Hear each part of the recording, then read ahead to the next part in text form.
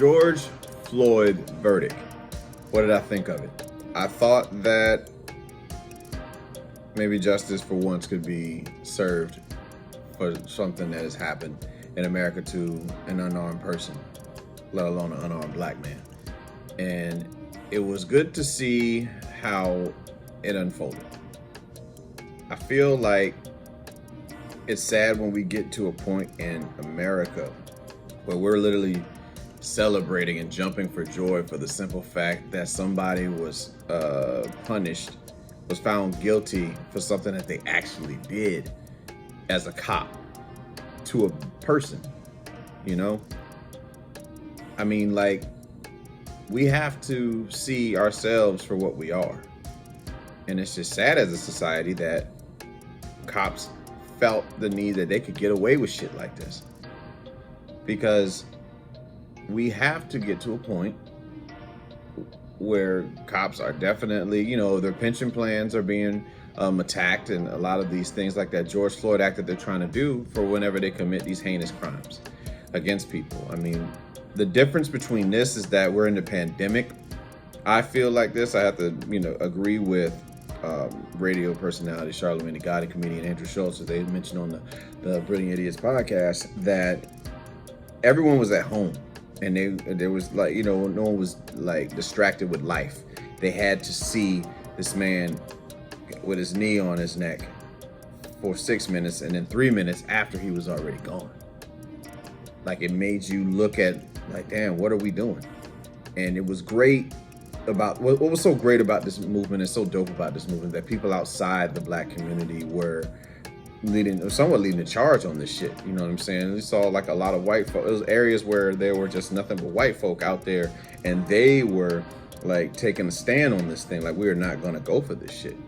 And there's a lot of times where you as a black person, I speak from experience, you wonder, like, do white people see the shit that's going on? Do they act like they don't know what's going on? Do they want to say something but fear that we might say something because they're saying something, questioning why they're saying something? Or is it they just don't give a fuck? What boils down to that is all assumptions, and assumptions are endless. So it's just one of those things where either you're going to make a move, either you're going to do something or you're not going to do something, because not making a decision is still a decision, no matter where you are in life. You're talking about not speaking up for justice, not speaking up for someone doing something of what you know to be wrong in life. It's not making that decision, be it by fear or what have you, is still a decision. And that's something that a lot of people are just gonna have to deal with and live with. But George Floyd's case, I mean, I hope it sends a message. I feel like just knowing how America works, and I mean, it wasn't even 24 hours, and then we saw a situation that happened with Ma'Khia Bryant and stuff like that. I don't know all the information, but it's just like, how much more are we going to see of this stuff? I don't know. Like I said, I don't know all the facts when it comes to it. From what I've seen in the video, the decision had to be made. You question, did he have to shoot her 4 times? And she had a knife in her hand. Was she coming at, if he hadn't moved, would she have killed the girl, by stabbing her in the neck? Or there's so many questions that you can have as to what you would do in that particular moment. And I'm not able to say that I would know what to do. I don't know what to do, but the fact of the matter is that we're tired of seeing black people in general, but just speaking from the black community, we're tired of seeing us being gunned down by law enforcement. You know what I'm saying? That people are supposed to protect us, serve and protect. But if you know history, they were never here to protect us. You know what I'm saying? It's overseers, officer, overseer back in slavery days and all that shit. You know what I'm saying? Like, it was never built to protect us. I feel that way, and you don't have to agree with it. But I mean, it's just, you can look at how things are in America, how things are being carried out. You're bullshitting if you think that that black people are treated the very same way, or people of color, for that matter, minorities, are treated the very same way as white people are when they're pulled over by, like, by the cops. And it's just, changes has got to come. It's an old regime that has to be ushered out so that we can start to do things in a more effective way for all people, not just blacks, not just whites, Latins, Asians, every fucking body. And it's not bad enough that we ourselves as civilians provide chaos, but if the people that are supposed to keep structure and organization within the people are causing the chaos, then what the fuck do you have? And it's a disadvantage too, because it's like blacks are looked at as animals, like out of cages, and they have to be treated a certain way and take down like a rabid dog. And you know what I'm saying, like situations where a white person can commit a crime, they can kill, they can go on a shooting spree and still be taken away with their life. And just because you think I have a fucking gun and it's a brush or it's a, I don't know, anything in my pocket, a wine bottle, whatever, like the movie Set It Off, you know, you think I have a gun and you unload the fuck on me. You know what I'm saying? It's like, it's hard to not draw attention to that. So, I mean, George Floyd's situation is just sad. It's sad that he had to go in order for this to happen. And I hope that his family, you know what I'm saying, feels like they got some kind of justice. I don't know how long the officer got for, like how long he's gonna serve. But to me, you know what I'm saying, you take a life, you serve a life, especially like that. You know what I'm saying? I don't give a fuck what George Floyd did. He didn't do anything that garnered for you to take his life. And from what I know. Now, if anybody else has other information and all that shit, I don't feel, you know what I'm saying? Like I didn't feel like it was necessary to take this man's life. It took a father out of a home, a black father out of a home, a child that has to grow up without a father. You know, a family has to grow up without a son, without an uncle, you know, just all of that stuff. We don't realize these things that we do when we fall into fear. Fear leads to ignorance, and ignorance leads to violence sometimes, and then not being able to communicate. That's one thing that we have to be better at doing, is like learning better, effective ways of communicating with each other when we have issues going on. It's just our fears that just be popping off and shit like that. But if you could just sit down with somebody and remove your fucking egos and just talk to each other instead of at each other, a lot of things can be de-escalated, you know.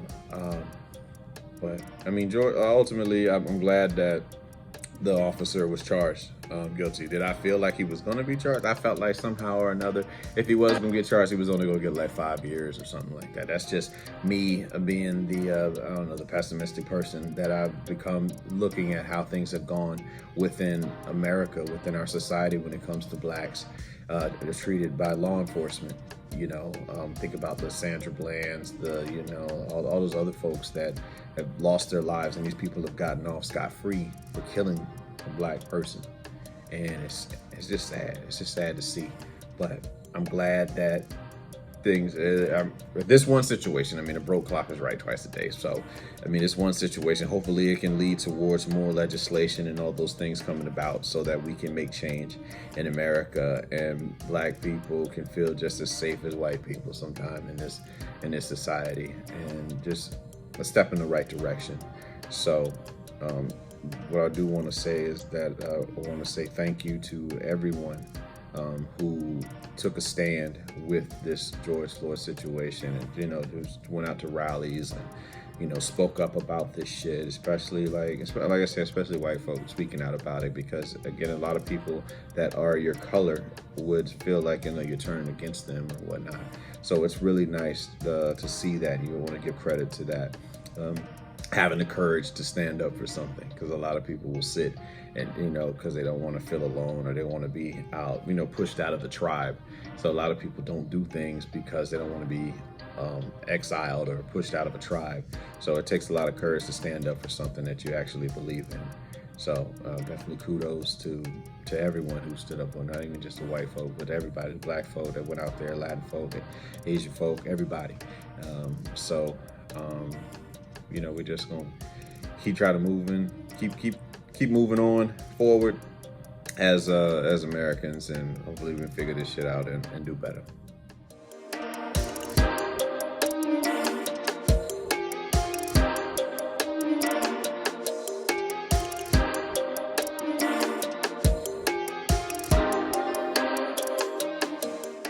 All right, my daily routine. When I wake up, I thank God and the universe for allowing me to see another day and for all the messages that were sent to me while I was sleeping.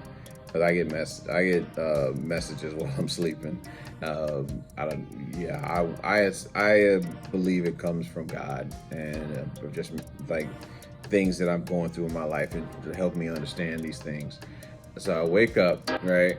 I do my best to not touch my phone because our brains are just wired to do that way. I mean, to be that way. And I'll go to the bathroom, I piss, shit, and all of that. I'll stand up and check the scale because I've been watching the weight your boy trying to get down, as what I mean, losing that little weight. And I brush my teeth, with restoring enamel toothpaste, and even use like the restoring enamel like mouthwash and stuff like that. But once I do that, I throw on some shorts because I sleep in the nude, bucket nakeds.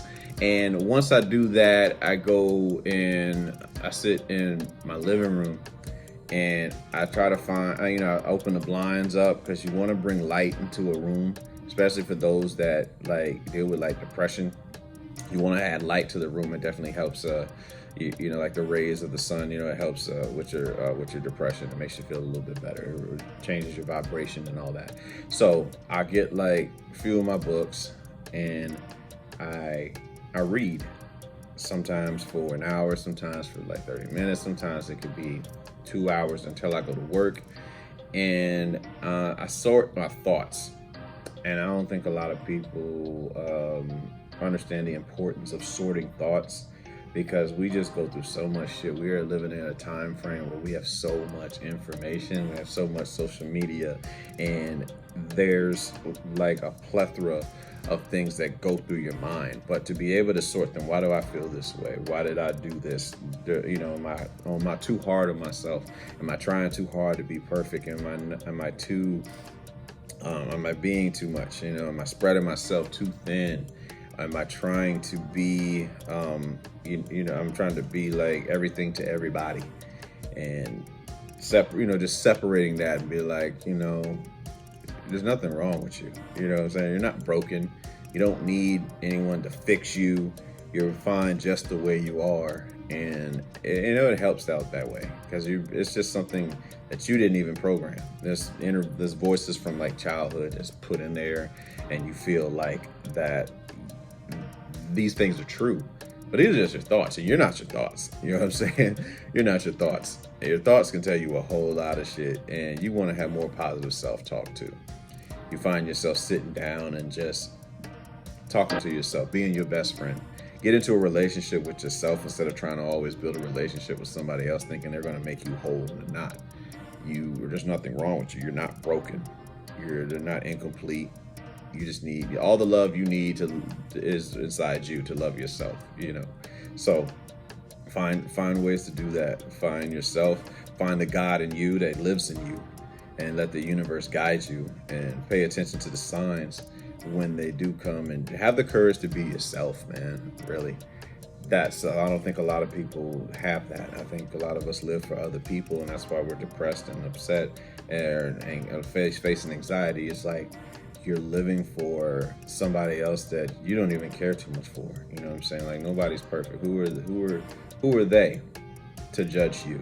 No one can judge you. You're just being who you want to be. And I think that we get caught up. We get caught up with a lot of things, be it trauma or what have you. And we just find ourselves like wanting to be a people pleaser and do this because this person said I should do it, and I just hold them in such high regard and all this other shit. But have the courage to say I could give a fuck. You know what I'm saying? Just like, be yourself, do what you want to do what's best for you, and don't worry about losing people. Worry about losing yourself. That's the number one thing that if I could say I've learned anything about my life, is when I lost myself trying to be everything to everybody. And it's tiring. It runs down on your brain. It's so many things that come with it, and You have everything that you need to survive. You are right where you're supposed to be in your life. And you just have to practice more gratitude. And that's another thing I do. I think about like I think about things I'm grateful for in my life is what I do on a daily routine. And then sometimes I'll go walk in the neighborhood, and walking in nature is definitely good for you too. I like that. Yeah, I like to sit there, and not with music or anything, just straight the sounds of cars driving by, nature, all of that, just walking in that. And it's definitely therapeutic for you to be able to be with oneself and practice mindfulness. Mindfulness is very big. You have to think before, you got to learn to respond versus react, and seeing life from a larger scale. Like if you were viewing from space, is the situation you're dealing with that damn big? Is it worth the argument? Is it worth like losing sleep over? Like we find ourselves crying and shit over people. This one person. There's 1 billion people in the world, and we are sitting here crying over this one fucking person, or worried about this one fucking person, as if they are we need them to be to complete us. They're not responsible for our happiness. We are. You have to choose happiness over suffering. Yes, you can get hurt. You're going to be hurt. That is human. There is no avoiding. Why are you? Let's not avoid being hurt. It's going to happen. It's all about how you respond to it when you get hurt. Are you going to choose to suffer? Are you going to sit in your sorrows forever? Or are you going to choose happiness? Because time is running by. Time don't give a fuck about you sitting there wallowing in your sorrows. Time doesn't give a fuck when you're cheering for joy. Time just goes. So you can choose to just be happy and make memories with people that you love, or you can sit in your sorrows and sit in your bed and think that nobody loves you and all this other shit, like I did for a very long time. You know what I'm saying? And not realizing that I was already whole. I didn't need anything. I didn't need anybody to fix me. I wasn't broken. I'm a pretty fucking cool individual. You know what I'm saying? And yeah. So, I got off topic a little bit talking about my daily routine, but I got ADD and I don't give a fuck. So, that's why you chose to watch this channel. So, you see me for me, but that's my daily routine, and it helps me get throughout the day to try to just be better. I aim to be better daily. So continue to be better. That's what my daily routine is for. Try to add something hard. That's what she said.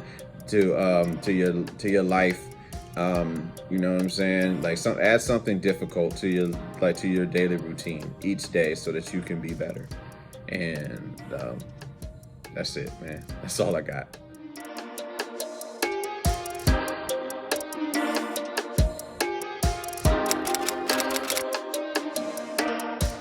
What matters in life?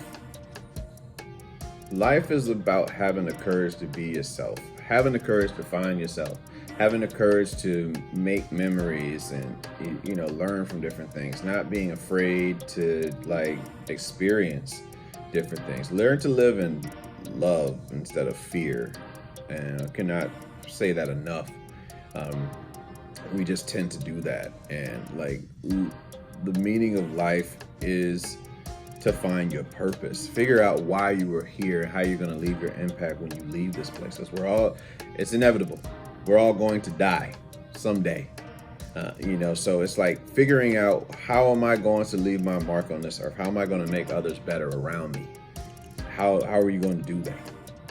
And you got to look within yourself first. You got to forgive yourself. You have to realize figure out your worth as a person and what you want to be remembered for, the values that you have.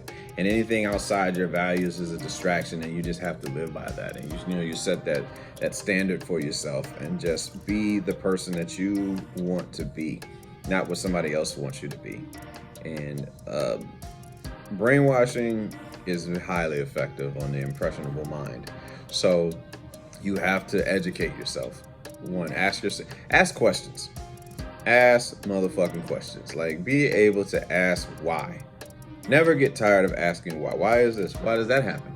Why did that happen? Everything's gonna lead back to the origin, And I think a lot of people are afraid to ask why, especially those that are in the church. They don't ask questions as to why they're doing what they're doing. Like, why are you judging someone for their sexual preference? Why do you feel this way about this? Why do you think that it's okay to judge someone when you have God, the book that you follow, talks about unconditional love, but you give conditional love to people? What do you, I mean, you know what I'm saying? Like, what is that? There's this a doctrine that is written up and and created in order for somebody that loves you just for who you are. God loves you for who you are, but somehow or another, you give conditional love. Does that make fucking sense? Ask why. Why would you think that way? And I just want people to just look at themselves and ask, why are you doing what you're doing? And it's like, check yourself on the hypocrisy of how you're living. You're supposed to just love people, man. And like, there's so many barriers that we put on ourselves in life, you know what I'm saying? People that just live in fear, you know what I'm saying? And you don't want to live in fear. You want to live in love, because that's what God is. If you're part of the church, God is love.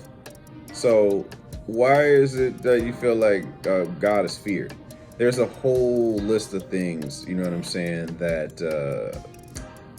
people allow to get inside their fucking heads when it comes to the aspect of like the church and shit like that. And you're afraid to be yourself based off of what this particular person told you to be. That's the head of a church that claims they speak for God, but they, you always have all these priests that get caught with little boys. You got pastors that's getting caught with somebody else's wives and all this other shit. Why is the word apply for you and not for them? Something you gotta ask yourself. And like, just people fronting like you want to live a certain way to the public, but in the dark, you're being who you are. And I just feel like you just have the courage to just be who the fuck you are. That's just what it is. God's gonna love you either way. You're loved unconditionally. Like a mother loves her kids, or should love their kids unconditionally, or parents should love their kids unconditionally. So if God loves all his children unconditionally, why are you treating me with conditions? Is the question. And you keep going back to this place that teaches you unconditional love, but to treat people with conditions. Is that not hypocritical as fuck? You know what I'm saying? It's not saying that every church is like that. There are some churches that do not judge you, and respect those. But there's a lot of people that are being brainwashed, I feel, by going to these particular churches that teach people conditional love for somebody that is about unconditional love. Like, what the fuck is that? Honestly, you have to ask yourself what you're doing. What the fuck are you doing? How do you know that your word is better? Newsflash. The Bible's written by man. Man is flawed. You want to have a literal view of the Bible? By all means, I respect that. You do what you do. But I'm letting you know that I feel the Bible is written by man, therefore the Bible is flawed. Okay? It's very inspirational. It's going to help you be who you know what I'm saying? It's going to help you be a better person. But your interpretation of it is all different. Everybody's got a different walk. Not one person has the same view of their relationship with God. You know what I'm saying? Everybody's different. We all got our different view, or as Don Miguel Ruiz says in The Mastery of Love, we have our different dreams of life and how we see it. So how are you going to base your dream upon my dream? Either way, God is going to deal with me. You don't know what the fuck is going to happen when it's over. Do you really know? Have you seen him? Have you seen him yet? It's about having faith. That's what it's about. It's about having faith. Faith in God. Faith in love. But not faith in fear. And I feel like a lot of people take on fear more than they take on love inside the church and religion. That's just my piece on that. But the meaning of life is about making memories. It's about finding your purpose, your God-given purpose that he is giving you while you're here on this earth to make change, impact lives, and just make life better. Leave your legacy is what I feel like the meaning of life is. So we can cut the bullshit, stop judging people, stop acting like we're better than people, stop putting people on pedestals, remove our fucking egos, and just live and be happy. Make, smile. Stop, again, loosen the fuck up. Being able to enjoy ourselves, you know what I'm saying? Stop acting like we're better than others, man. We're not. Who the fuck are we? Everybody do fucked up shit. Everybody. So why are you judging me? Why are you judging her? Why are you judging him? Anybody. That's what I feel like the meaning of life is. Fucking ducking.